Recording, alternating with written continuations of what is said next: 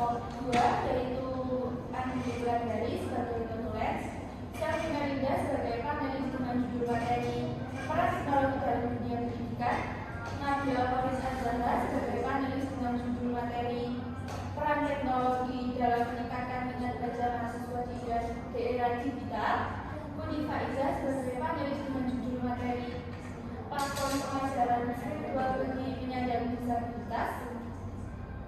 Terima kasih kepada teman-teman yang sudah hadir dalam diskusi panel kali ini. Baik, untuk mempersingkat waktu, mari kita mulai sesi pertama dengan penjelasan materi maksimal waktu 10 menit per panelis, dimulai dengan Saudari Salvi, waktu dan tempat saya.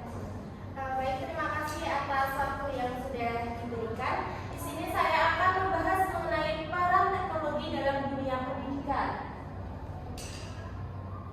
Latar belakang dari materi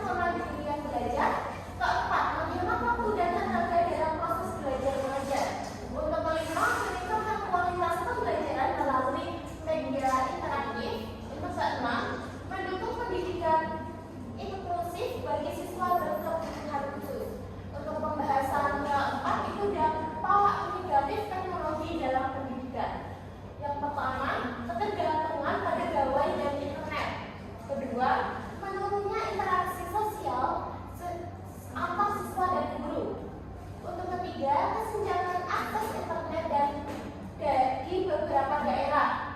Untuk keempat, penyalahgunaan teknologi untuk hal tidak produktif. Untuk kelima, resiko kejahatan siber dan kebocoran data pribadi. Untuk keenam, kelelahan digital akibat penggunaan perangkat berlebihan. Untuk kesimpulan yang sudah saya jelaskan tadi, teknologi memiliki peran penting dalam menciptakan sistem pendidikan yang modern, adaptif, dan berkualitas. Penggunaannya mampu menjadikan pembelajaran lebih efektif dan efisien,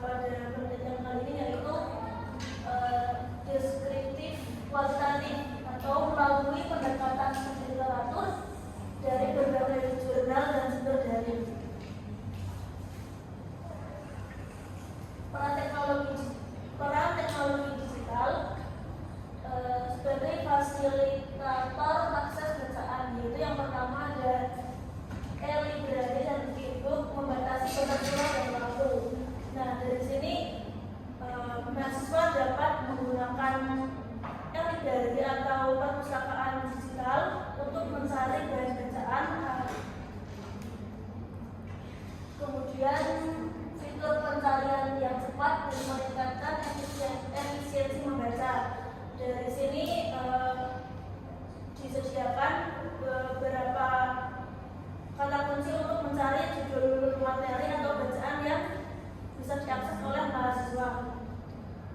Kemudian yang terakhir, akses digital mendorong frekuensi membaca yang lebih tinggi karena kemudahan yang disediakan oleh platform digital, maka mahasiswa akan lebih mudah dan mempunyai dorongan untuk mencari bacaan di melalui akses digital. Strategi pemanfaatan teknologi oleh mahasiswa.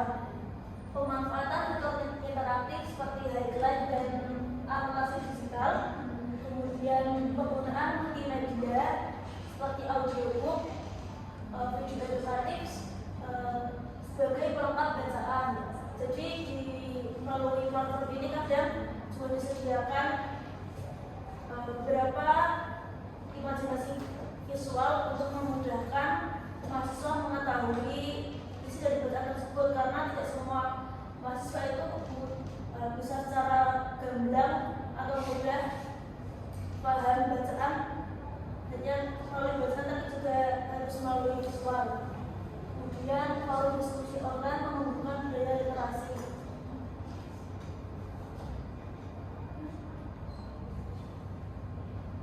Kemudian dari pendukung untuk akses fleksibel dan tanpa batas itu melalui e-book atau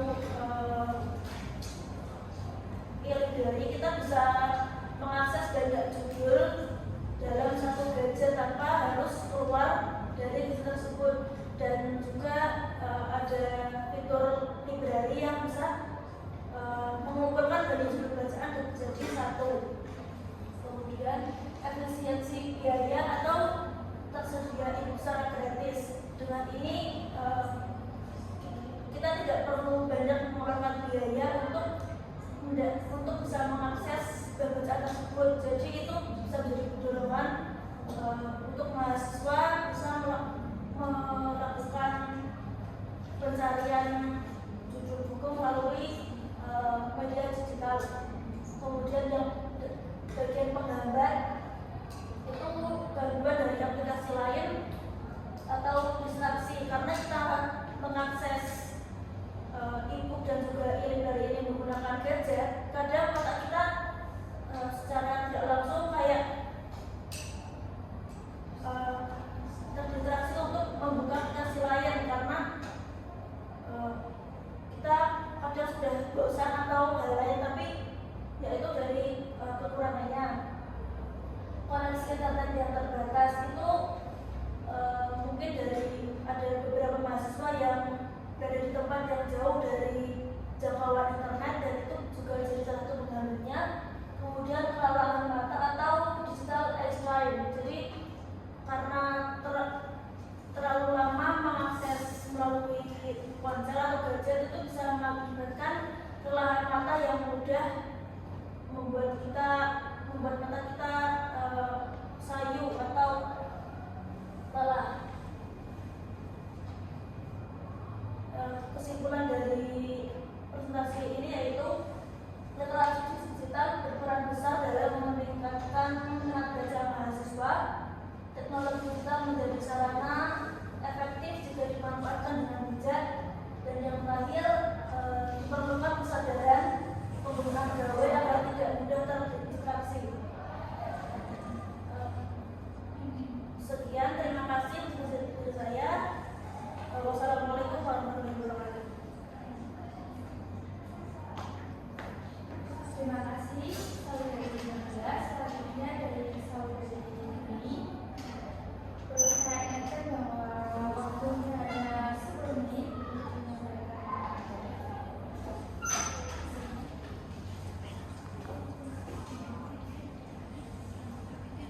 Baik, sebelumnya izin masuk tanpa salam. Najwa Shihab pernah mengatakan bahwasannya memiliki mimpi saja tidak cukup, tetapi butuh semangat dan juga skill. Maka dari itu, mari kita bersama-sama belajar menggali semangat dan juga skill dalam platform pembelajaran spiritual bagi penyandang disabilitas. Sebagaimana kita ketahui bahwasanya orang disabilitas itu juga memiliki hak yang sama seperti orang-orang pada umumnya.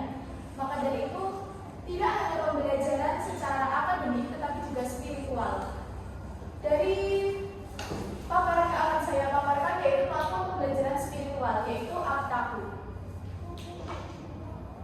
Untuk pendahuluannya, Badan Pusat Statistik BPS tahun 2020 menyatakan bahwa ada 2,9 juta dari total keseluruhan penyandang disabilitas itu merupakan pada usia 15 sampai 64 tahun. Hal tersebut sudah jelas pasti banyak yang terjadi, yaitu anak sekolah, dewasa dan juga remaja. Padahal dalam dunia pendidikan tidak hanya menekankan pada akademik tetapi juga spiritual, bahwasannya perlu ada akses pendidikan keagamaan bagi penyandang disabilitas, bukan hanya pendidikan terkait pengetahuan umum yang dikatakan oleh Robenia et al. 2022. Prinsip dasarnya pada aplikasi Aptaku ini yaitu menekankan pada aksesibilitas, yaitu kemudahan bagi penyandang disabilitas untuk mengakses bagaimana pembelajaran inklusif bagi dirinya untuk mempelajari spiritual. Lalu ada pula inklusi itu tidak membeda-bedakan, semuanya itu sama. Lalu ada kesetaraan kesempatan belajar, semuanya setara. Untuk rumusan masalah yang akan saya sampaikan yaitu bagaimana konsep pendidikan yang tepat untuk penyandang disabilitas. Lalu apa saja kelemahan dan juga kekurangan serta kelebihan, peluang dan tantangan serta manfaat dari teknologi Aptaku. Lalu bagaimana konsep dari fitur utama yang disediakan oleh platform Aptaku. Untuk tujuannya yaitu menganalisis konsep pendidikan yang tepat dan tepat sasaran bagi penyandang disabilitas. Lalu ada memaparkan kelebihan, kekurangan, tantangan, peluang dan juga manfaat dari fitur Aptaku. Lalu mendeskripsikan platform Aptaku itu seperti apa secara garis besar, lalu ada sebagai fungsi dan juga tafsir Al-Quran. Untuk metodologinya, saya observasi langsung terhadap aplikasi tersebut yaitu dengan menginstal di Play Store dengan judulnya itu Aptaku, menggunakan huruf kapital semua. Lalu setelah itu saya juga menggunakan daftar pustaka yang tersedia di layar tersebut. Untuk hasil penelitian, realisasi pendidikan bagi penyandang disabilitas, bahwasanya pada pasal 31 Undang-Undang 1945 itu menekankan bahwa pendidikan adalah hak bagi seluruh masyarakat Indonesia.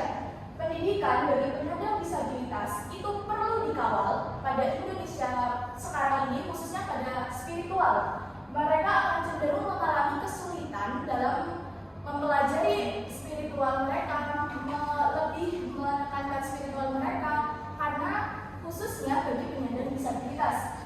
Lalu maka hadirlah Permendikbudristek nomor 48 tahun 2023 yang seperti Undang-Undang nomor 8 tahun 2006.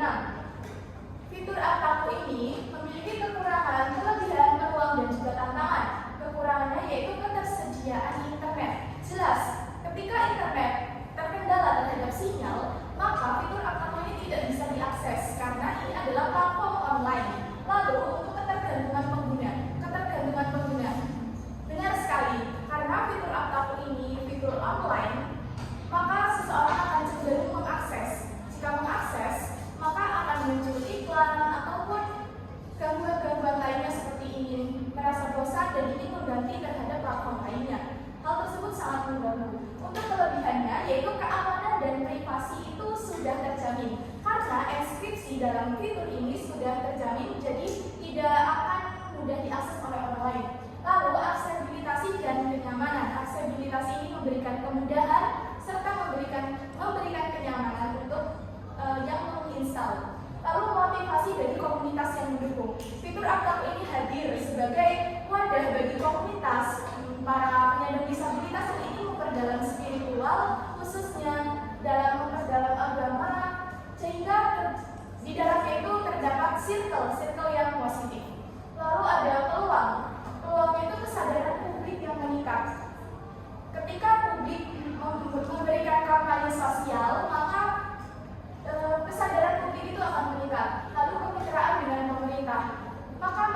menjalin kemitraan dengan pemerintah bahwasanya Artaku ini hadir sebagai platform digital dalam membantu pembelajaran spiritual bagi penyandang disabilitas, lalu yaitu perkembangan teknologi yang semakin maju dan perkembangan zaman yang semakin berkembang.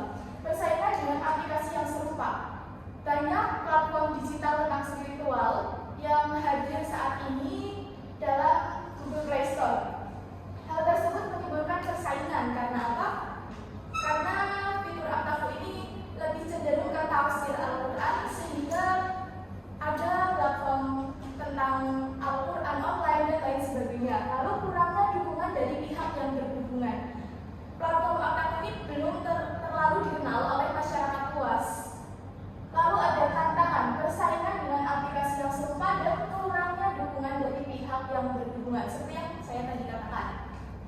Untuk manfaatnya sendiri yaitu memberikan ruang untuk bebas mengeksplor.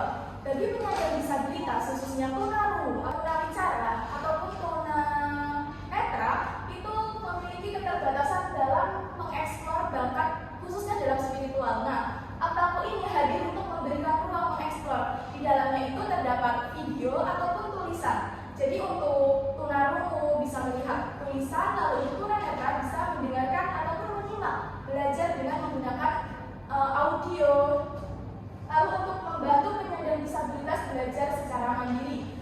Fitur Artaku ini bisa diakses dimanapun, dari dimanapun dan juga kapanpun, sehingga akan lebih bisa mandiri, yaitu memberikan kemudahan dan meningkatkan semangat belajar, lalu memfasilitasi penyandang disabilitas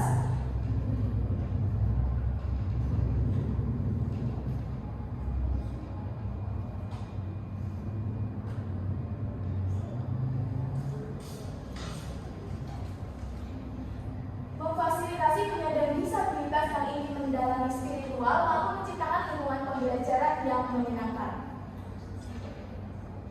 Berikut adalah fitur Artaku yang terdiri dari tafsir bahasa, tafsir ilmu, tafsir tematik, dan juga tafsir tarik. Lalu disertai juga dengan game dan juga leaderboard. Untuk tafsir bahasa ini menerjemahkan Al-Quran ke dalam suatu bahasa yang lebih mudah diterima. Lalu ada tafsir ilmi, itu menyambungkan antara ayat Al-Quran dengan ilmu pengetahuan. Selain itu ada tafsir tematik, yaitu memberikan hubungan tentang tema terhadap suatu ayat Al-Quran, misalnya tema hukum, tema keagamaan, tema lingkungan dari ayat-ayat Al-Quran. Lalu ada pula tema tarik. Tafsir tarik yaitu mengkaitkan secara historis ayat-ayat Al-Quran.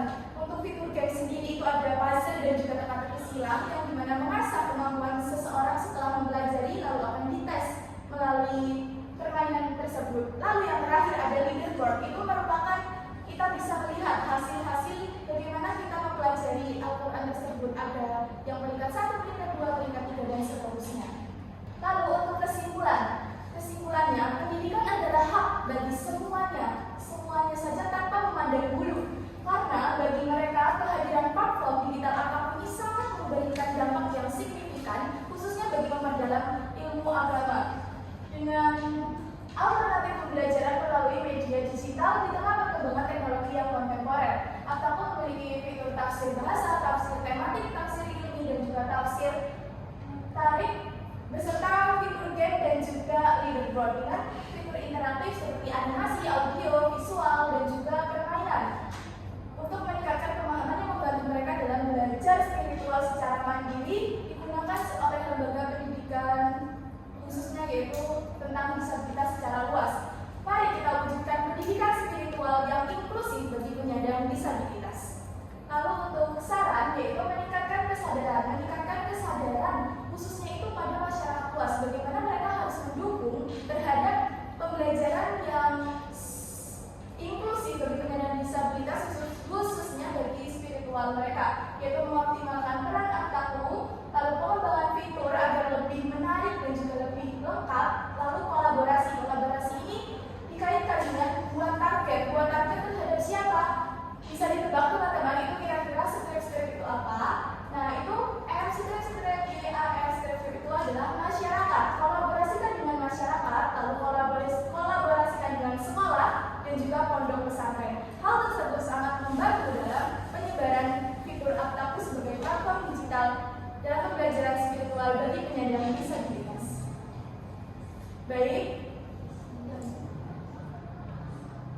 cukup sekian yang dapat saya sampaikan. Kurang lebihnya mohon maaf. Semoga bermanfaat untuk kita semua. Undur maqala wala tandur maqala. Dan lihatlah apa yang dibicarakan, jangan melihat siapa yang membicarakan. Kurang lebihnya mohon maaf. Akhirul kalam, wassalamualaikum warahmatullahi wabarakatuh. Terima kasih untuk ketiga panelis yang sudah memberikan sebuah materi dengan sangat baik.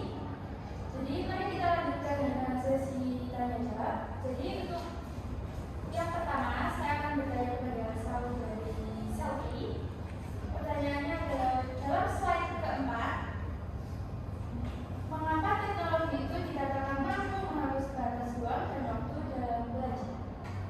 Oke, saya akan bahas dari pertanyaan Mbak Vivi tadi. Karena dengan adanya teknologi, kegiatan belajar tidak lagi harus dilakukan di tempat atau waktu yang sama. Begitu. Akan menjawab. Baik, terima kasih. Selanjutnya untuk saudari Nabila, apa yang dimaksud dengan digital eyes strike atau mata yang terbelah, dan termasuk ke dalam faktor apa kondisi tersebut dalam pemanfaatan teknologi untuk membaca? Itu kondisi ketidaknyamanan dan kesehatan pada mata akibat terlalu lama membaca melalui ponsel, dan ini termasuk dalam hambatan dari membaca melalui platform digital. Terima kasih. Kemudian untuk saudari ini, seberapa efektif platform tersebut direalisasikan? Baik, terima kasih atas pertanyaannya. Izin menjawab. Platform tersebut sangat efektif untuk direalisasikan. Bahkan untuk memberikan rating, saya berikan 95/100. Karena apa? Platform ini memberikan, khususnya bagi penyandang disabilitas, tidak hanya penyandang disabilitas, tapi juga untuk para orang-orang yang normal itu juga bisa mengakses fitur tersebut karena sama-sama belajar untuk memperdalam spiritual mereka. Terima kasih. Oke, saya punya satu pertanyaan lagi. Jadi berikan rating saat Anda mengamati dan mempelajari platform tersebut. Untuk ratingnya itu 9,5/10. Lalu untuk saat saya mengamati fitur tersebut sangat membantu saya, khususnya dalam mempelajari ilmu agama, karena di situ di dalamnya itu terdapat banyak tafsir-tafsir, lalu ada game dan juga leaderboard yang mampu memberikan pengalaman tersendiri dan juga rasa puas bagi saya. Terima kasih. Baik, terima kasih.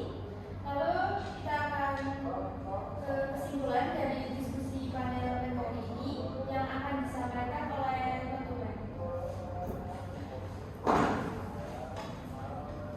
Baik, di sini saya akan membacakan kesimpulan dari PPT punya Mbak Selvi yang berjudul Peran Teknologi dalam Dunia Pendidikan. Di PPT ini menekankan bahwa dunia pendidikan harus terus berinovasi untuk memanfaatkan kemajuan teknologi secara optimal. Manfaat dan perannya itu guru beralih peran menjadi fasilitator yang membimbing siswa belajar mandiri dan kreatif. Di teknologi ini menciptakan pembelajaran inovatif, membantu administrasi sekolah dan penilaian digital, meningkatkan kualitas pembelajaran melalui media interaktif, serta mendukung pendidikan inklusif. Di PPT ini terdapat dampak negatifnya. Yang timbul adalah risiko kejahatan siber dan kebocoran data pribadi serta kelelahan digital akibat penggunaan perangkat berlebihan. Dan dari dampak tersebut, pentingnya adanya strategi untuk mengatasinya, yaitu sekolah harus menyediakan infrastruktur memadai, sementara orang tua wajib membimbing